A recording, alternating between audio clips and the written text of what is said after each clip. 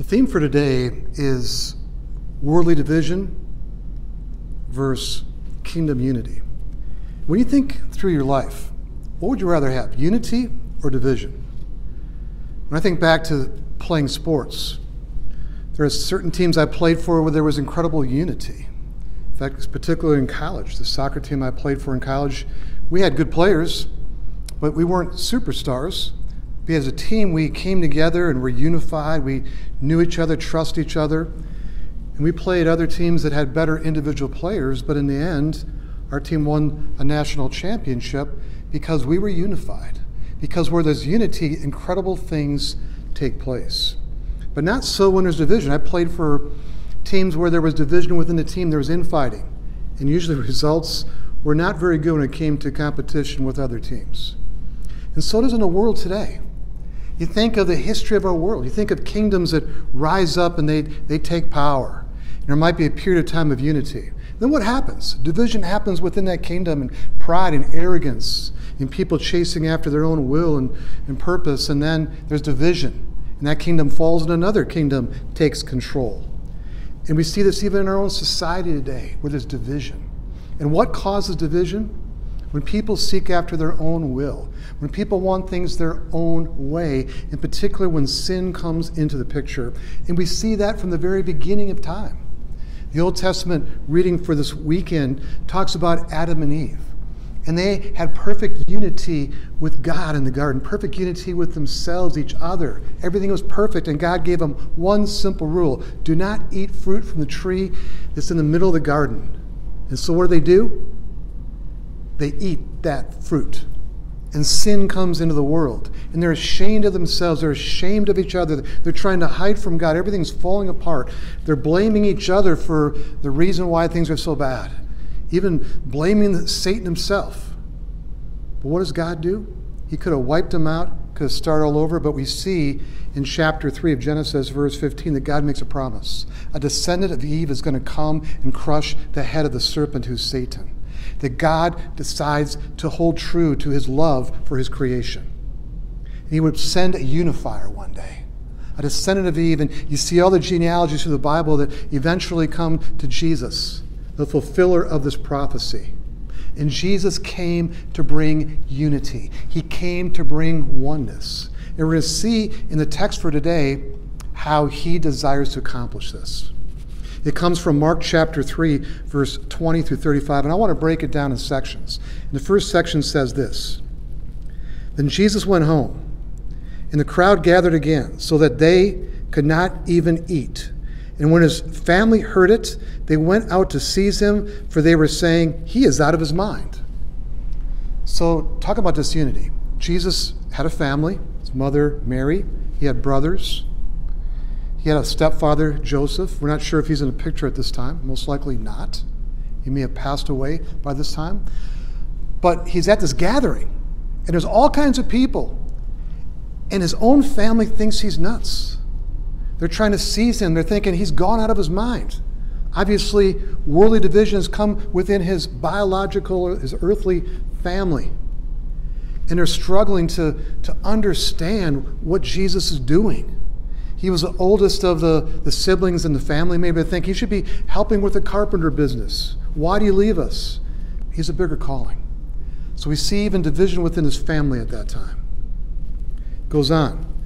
And the scribes who came down from Jerusalem were saying, he is possessed by Beelzebub, and by the prince of demons he casts out demons. So even the leaders of the church of his day, they're supposed to be representing God, they are divided against him. They're calling him evil, saying he's possessed by the devil. And so even those that were supposed to be representing God are divisive. They're not understanding why Jesus came. Division is family division in the church of that time. We read on. And he, Jesus, called them to him and said to them in a parable, how can Satan cast out Satan? If a kingdom is divided against itself, the kingdom cannot stand. And if a house is divided against itself, the house will not be able to stand. And if Satan has risen up against himself and is divided, he cannot stand, but is coming to an end. But no one can enter a strong man's house and plunder his goods unless he first binds a strong man. then indeed he may plunder his house. So in the midst of this division going on all around him, this misunderstanding about who he is, he begins to speak to them and saying, you know what? You're saying that I'm basically possessed by Satan, but yet any type of kingdom divided against itself cannot stand. A house cannot stand if divided against itself. A church cannot stand divided against itself. Even Satan's kingdom per se cannot stand divided against itself. But actually, when it comes right down to it, Satan's kingdom is divided. Satan's kingdom is about divisiveness, and Jesus realizes this. And he came to heal this problem of divisiveness. And the prince of division is Satan himself and the demons. And their purpose is to divide and to conquer, to lead people away from Jesus, to cause division. You think about a wolf attacking a flock of sheep. It divides the flock and picks off the sheep one at a time. And we're seeing that in the world today, the division causing many people, even they're Christian, to go off on their own. We need the flock. We need protection. We need that unity. We'll talk about that in a little bit. But Jesus makes a promise here. See, the strong man, per se, is Satan. And for him to stop causing his destruction, he must be bound. And for that reason, Jesus came. And it goes back to the prophecy from Genesis 3:15. That a descendant of Eve would crush the head of the serpent. And Jesus came to bring victory against the forces of evil, against the forces of Satan. And he, through his death and resurrection, would bind up Satan. And the reality is this: Satan's lost the war because of Jesus' death and resurrection. But there's still battles being fought all around us. And Satan, again, his whole purpose is division. And families, and our lives, in governments, in countries, in the world. That's what he's all about. But Jesus is about unity. And how is that unity going to happen? We read on. Truly I say to you, all sins will be forgiven the children of man, and whatever blasphemies they utter. But whoever blasphemes against the Holy Spirit never has forgiveness, but is guilty of an eternal sin. For they had said he has an unclean spirit. What Jesus is saying here is the forces of evil, the forces of Satan, are trying to lead people away from Jesus. There's only one unforgivable sin, and that is blaspheming against the Holy Spirit, rejecting the work the Holy Spirit is trying to do. And we've talked about that in recent sermons, that the Holy Spirit is calling us into this Christian faith. The reason we believe in Jesus is by the power of the Holy Spirit. 1 Corinthians 12:3 says, no one can say Jesus Christ the Lord except by the Holy Spirit. And so, through the Holy Spirit, we're led to faith. And if we reject the work of the Holy Spirit, one is rejecting faith in Jesus. And if one dies having rejected Jesus, he's committing the unforgivable sin. The only sin is unforgivable. If a person rejects Jesus at the point of their death, they are dying in unbelief. They're dying in a place that will separate them from what God wants them to have, which is eternal life in his presence. And so the first thing to bring unity is this: to let the Holy Spirit work in us and lead us to faith, to believe in Jesus, to come into this Christian family, to be baptized into this one faith in the name of the Father, Son, Holy Spirit. You see, there's one kingdom that is never divided, and that's the kingdom of God. There's always unity in the kingdom of God. And we're brought in that kingdom, we're brought into an amazing unity, which is eternal. That's the first thing, coming to faith in Jesus and realizing our sins are forgiven. And where there is forgiveness, there is unity beginning to happen more and more. And he goes on. His mother and his brothers came. And standing outside, they sent to him and called to him. And a crowd was sitting around him. They said to him, your mother and your brothers are outside seeking you. And he answered them, who are my mother and my brothers? And looking about at those who sat around him, he said, here are my mother and my brothers. Whoever does the will of God, he is my brother and sister and mother. Unity. His family is divided against him. His church is divided against him. He now is trying to bring unity. And it goes beyond a biological family. It gets into a spiritual family. Once we come to faith in Jesus Christ, we're in the eternal family. But now the next calling is this: not to be seeking after our will, but to seek after the direction the Holy Spirit's leading us in, which is to follow the will of God, to follow his word. And for those who live according to the word of God, that shows unity in the body, unity in the family. He's not saying bad things against his own family here, because eventually his own family is going to come around.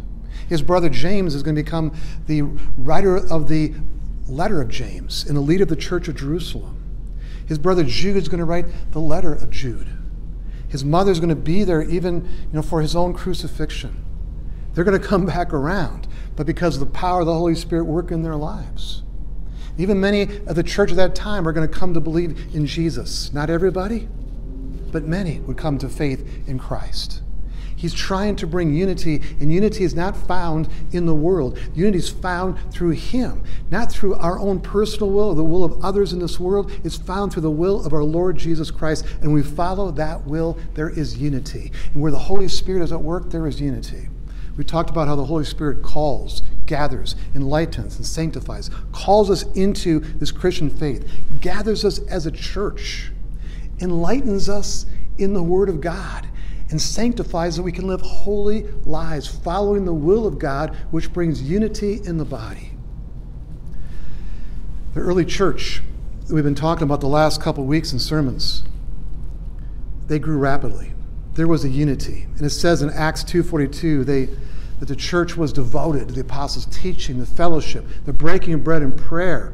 They were unified in the Word of God. They were unified in worship. They're unified in fellowship and praying for one another. And the oneness they had was amazing. The church was growing in leaps and bounds until persecution, division from the world hits them and forces them to take their faith out to other parts of the world. But with that, the church spread. This faith in Jesus spread to all parts of the world. And wherever churches are found, there's meant to be unity and oneness when the Holy Spirit is working, when the Holy Spirit leads the charge. And so it is with our church. Whatever church you're a part of as you're listening to right now, that the church is meant to be unified. And for each of us to do our part in this process, that we trust in Jesus. We let his Spirit work in us. That we have this faith, which brings us into a unified kingdom, a unified family. And that we strive together as the people of God to carry out the will of God in what we say and in what we do. That is God's calling for us. And so, in closing, what would you rather have? Worldly division, which we see all around us, or kingdom unity? And Jesus came to be the ultimate unifier.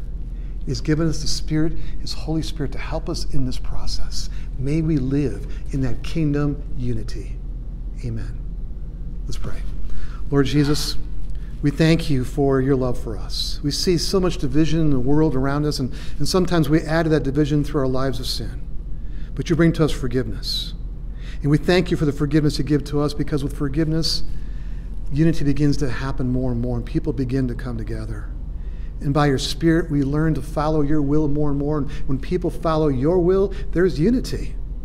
So let there be unity in our churches, even in a world of division, and help us to show to the world what true unity looks like. We pray this in your name.